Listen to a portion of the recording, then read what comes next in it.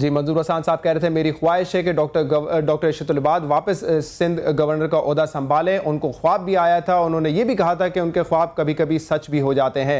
आज जब मुत्तहिदा कौमी मूवमेंट की जानिब से ये न्यूज़ आई सामने के अल्ताफ़ हुसैन साहब ने हिदायत दी है डॉक्टर इशरत लिबाद साहब को कि वो वापस अपना ओहदा संभालें गवर्नर सिंध का, तो CNBC पाकिस्तान ने एक मरतबा फिर रब्ता किया मंजूर वसान साहब से, और मंजूर वसान साहब से जो हमारी गुफ्तगू हुई वो आपको एक दफ़ा फिर सुनाते हैं। ये मैंने पहले ही गुजारिश की थी कि मेरा ख्वाब कभी भी गलत साबित नहीं हुआ है। मेरी कॉन्स्टिट्यूंसी में खैरपुर डिस्ट्रिक्ट में जो ख्वाब मुझे आता है दिन को सबको बता देता हूँ। मैंने आज भी 2 बजे लाइव ऑन मुख्तलिफ चैनल टेलीविजन पे कहा था मेरा ख्वाब कभी भी गलत नहीं होता है। तो देखिए अभी आ गया ना गवर्नर साहब, जब मैं ख्वाब देखता हूं तो 100% रात का ख्वाब, दिन का नहीं रात का, वो यकीनन अल्लाह सही हमेशा मेरी मदद करता है, पूरा होता है। आज तक तो ये ख्वाब था, कल फिर दूसरी सीरीज शुरू हो गई। रात को सोऊंगा तो ही ख्वाब देखूंगा ना, अभी तो सोना भी नसीब नहीं है। जी हाँ, मंजूर वसान साहब कह रहे थे उनके रात के ख्वाब अक्सर जो है वो सच साबित होते हैं। उन्होंने कहा आज रात को जब सूंगा तो फिर इसके बाद जो अगली सीरीज़ है ख्वाबों की वो शुरू होगी। और ये उन्होंने कहा था जब उनसे सवाल पूछा गया कि क्या मुत्तहिदा कौमी मूवमेंट सिंध कैबिनेट और वफाक में भी पाकिस्तान पीपल्स पार्टी की एक दफ़ा फिर शरीक इक़्तिदार बन जाएगी।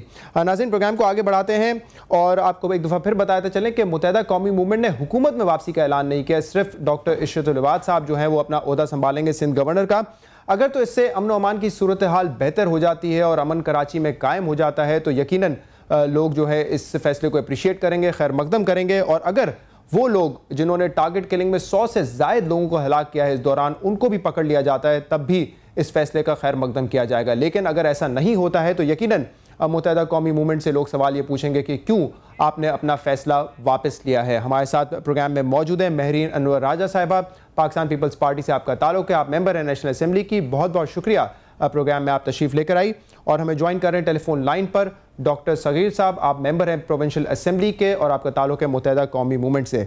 महरीन अनवर राजा साहिबा, पहले मैं आपसे बातों का सिलसिला शुरू करूँगा। ये कौन सी जादू की छड़ी है पाकिस्तान पीपल्स पार्टी के पास कि रूठों को जो है आप लोग मना लेते हैं और वापस अपने साथ शरीक कर लेते हैं? बिस्मिल्लाहिर्रहमानिर्रहीम।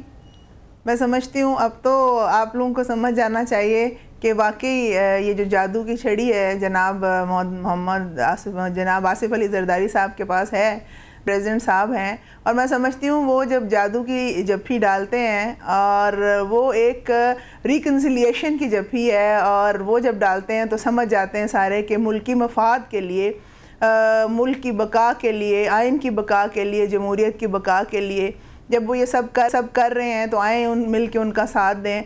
और मैं समझती हूँ कि अल्ताफ़ हुसैन साहब, अल्ताफ़ भाई, उनकी भी एक तरह से अच्छी एक सोच है कि ये एक मामला तय पा गए हैं।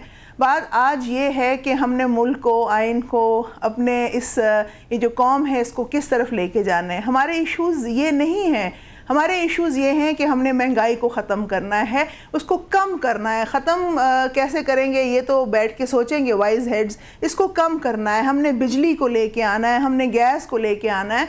मैंने हमेशा एक बात की है कि आए मिल जाते हैं, एक ग्रैंड अलायंस बनाते हैं इन्हीं इश्यूज़ के ऊपर, और आप अपनी इनपुट दें, हम अपनी इनपुट दें, और ये जो आने जाने का एक ये जो लगा हुआ है मामलात, ये ख़त्म हो। और पाकिस्तान पीपल्स पार्टी में आपको पहले भी बता चुकी हूँ, मैं आज भी बताती हूँ कि हम रिकन्सिलिएशन की पॉलिसी पे चलते रहेंगे। और इंशाअल्लाह ताला जनाब आसिफ अली जरदारी साहब की क़यादत में, प्रेसिडेंट साहब की, प्राइम मिनिस्टर साहब की ये जो जादू की जप्फी है और ये जादू की छड़ी है, ये इंशाल्लाह जारी रहेगी, क्योंकि हमें मोहब्बत है इस मुल्क से। और मैं समझती हूँ कि कामयाबी की सबसे बड़ी वजह ये है कि आप बर्दाश्त पैदा करें, गुंजाइश पैदा करें अपने मिजाज में, और इंशाल्लाह ताला कामयाबी ज़रूर होगी। महरीन साहब, आप सही कह रही हैं कि प्रेसिडेंट साहब की जादू की झप्पी ने काम तो दिखाया, लेकिन अभी सिर्फ उनके गवर्नर जो हैं मुत्तहिदा कौमी मूवमेंट के, वो वापस अपनी पोजीशन पर आए हैं। जो काम आपने बताया अवाम के मसाइल हल करने के हवाले से, वो गवर्नर के इख्तियारात में नहीं होता। वो तब हो सकते हैं जब मुत्तहिदा कौमी मूवमेंट हुकूमत में वापस आएगी। तो मैं आपसे ये पूछना चाह रहा हूँ कि ये जादू की झप्पी का सिलसिला जारी रहेगा? मेरा सवाल सुन लें, मैं सिर्फ ये पूछना चाह रहा हूँ कि ये जादू की झप्पी का सिलसिला जारी रहेगा ताकि मुत्तहिदा कौमी मूवमेंट सिंध और वफाक में भी वापस आ जाए आपके साथ? देखिए, मैं ये समझती हूँ कि मुत्तहिदा कौमी जो आपकी जो ये पार्टी है, मैं इसके लिए नहीं, मैं तमाम पॉलिटिकल पार्टीज़ की बात करती हूँ। मैं एक जनरल बात करती हूँ कि आए तमाम मुत्तहिद हो जाएं। आप देखें कि हम कॉज क्या लेके चल रहे हैं, बजाय इसके कि आप हमारे कॉज में, हमारा जो कॉज है वो ये है कि मुल्क में महंगाई ख़त्म करनी है, बेरोज़गारी ख़त्म करनी है, बिजली और ये जो दूसरे एनर्जी के बहरान है इसको ख़त्म, इसमें हमारा साथ दें। आप हमारे बेशक दूसरी चीज़ों में जो मामलात हैं, अगर आप समझते हैं कि वो नहीं आप करना चाहते, वो भी मामलात अब आपके सामने हैं, तो खुदारा आएँ, मिल के बैठें। और मैं आपको ये बताती चलूँ कि हम गुजारिश करते रहेंगे मुत्तहिदा कौमी मूवमेंट से कि आइए आप जो प्रोविंशियल असम्बली है, हुकूमत में भी आएँ, हमारे साथ बैठें, हमें गाइड करें, क्योंकि मैं समझती हूँ पॉलिटिकल पार्टी बहुत आसानी से नहीं बनती, ये बहुत मुश्किल से एक मैं समझती हूँ आग में से गुजर के आती है और फिर ये कुंदन बनती है। और टाइम को वेस्ट कर देना, इससे फिर मामला ठीक नहीं रहते। कि मैं टाइम वेस्ट करने की बात करती हूँ तो मैं जमहूरियत का वो प्रोसेस का वो वक्त है कि देखिए 5 साल का आपको टाइम मिला है, इसका एक एक दिन इंपॉर्टेंट है, एक एक दिन लोगों ने इसका आपसे हिसाब लेना है। ठीक है, तो मैं समझती हूँ आज भी हम गुजारिश करते हैं। और मैं आपको ये बताती चलूँ कि मुझे बिल्कुल कभी यकीन है और इंशाल्लाह कि वो आएंगे, हमारे साथ बैठेंगे, असेंबली में भी बैठेंगे और हम उनसे ये कोशिश करते रहेंगे कि अगर हमें कोई, आप समझते हैं कि अगर इस तरह की कोई बात है जो आपको पसंद नहीं है या आइन और कानून, मैं इसका जवाब डॉक्टर सगीर साहब से भी लेना चाहूंगा। डॉक्टर सगीर साहब, मुत्तहिदा कौमी मूवमेंट से आपका ताल्लुक है, आप हमारे साथ टेलीफोन लाइन पर मौजूद हैं, तो अवाम आपसे ये जानना चाहेगी कि मुत्तहिदा कौमी मूवमेंट ने ये फैसला क्यों किया है, गवर्नर साहब वापस अपनी पोजीशन पे क्यों आ रहे जबकि उन्होंने अपना इस्तीफा जमा करवा दिया था, वजूहात क्या है वापसी की? देखिए जी, एक बात तो मैं सबसे पहले ये करना चाहूँगा कि MQM बदस्तूर अपोजिशन का हिस्सा है और हम हुकूमत में शामिल नहीं हो रहे हैं। जहाँ तक बात है कि गवर्नर सिंध की वापसी के हवाले से, तो राब्ता कमेटी ने जब ये फैसला किया तो उस वक्त हर फोरम पे मुत्तहिदा कौमी मूवमेंट के जितने भी नुमाइंदे थे उन्होंने इस्तीफा दिया। मुझे जी आवाज़ नहीं आ रही। हेलो, जी फरमाइए डॉक्टर सगीर साहब। जी आ रही आवाज़? जी आप फरमाइए, आपकी आवाज़ आ रही है, वो महरीन साहिबा तक नहीं पहुंच रही, हम कोशिश करेंगे कि वो मसला भी फिक्स कर लें, आप फरमाइए। जी, तो MQM से हुकूमत से बाहर आने के बाद तमाम अवामी हलकों की जानिब से MQM के इस काम की हिमायत की गई, उसकी भरपूर पजीराई भी की गई कि MQM ने अपोजिशन में जो बैठने का फैसला किया उसको हर सतह पे सराहा गया। वहीं जहाँ ये सब कुछ हुआ, वहीं तमाम अवामी हलके बशमूल बिजनेस कम्युनिटी, इंडस्ट्रियलिस्ट, इंटेलेक्चुअल्स, तमाम मकतबा फ़िक्र के उलमाए कराम, सिविल सोसाइटी, मीडिया और तमाम अवामी हलकों की जानिब से MQM की क़यादत से अपीलें की गई कि गवर्नर सिंध डॉक्टर इशरत ने 8.5-9 साल में जो रोल प्ले किया है, उनके जाने के बाद से सिंध में एक बड़ा खला पैदा हो गया है और उनकी जो गवर्नर सिंध की हैसियत से जो खिदमात हैं वो मिसाली हैं। तो उस पर उनके इस जो ख्वाहिशात थी, जो उमंगें थी, उसको मद्देनज़र रखा और राब्ता कमेटी ने अपने मुतअद्दिद इजलासों में इन पे बड़े तवील गौर हो उसके बाद ये फैसला किया कि जो वो रोल प्ले करते रहे और हालांकि एक सेरेमोनियल किरदार होने के बावजूद उन्होंने हर मौके पर, हर मुश्किल कड़े वक्त में वो किरदार अदा किया जहाँ वो मुख्तलिफ हलकों को आपस में बिठाते रहे, स्टेबिलिटी के लिए अपना किरदार अदा करते रहे, इकोनॉमिक स्टेबिलिटी के लिए उन्होंने रोल प्ले किया और हर अवामी इशू को एड्रेस किया। तो उस पर राब्ता कमेटी ने यह फैसला किया कि इस खला को पुर करने के लिए उनका इस्तीफे का फैसला वापस लिया जाए और उनको वापस वो ऑफिस होल्ड करने के लिए कहा जाए जिसमें उन्होंने ये सारा किरदार अदा किया है। ठीक है डॉक्टर साहब, ये फरमाइएगा, आप बिल्कुल सही कह रहे हैं कि खलासी पैदा हो गई थी और तमाम जो पॉलिटिकल पार्टीज़ हैं, चाहे वो आपसे इत्तेफाक करती हो या नहीं करती, उन्होंने ये ज़रूर कहा है कि डॉक्टर इशरत साहब ने बड़ा एक पॉजिटिव रोल प्ले किया है इनमें।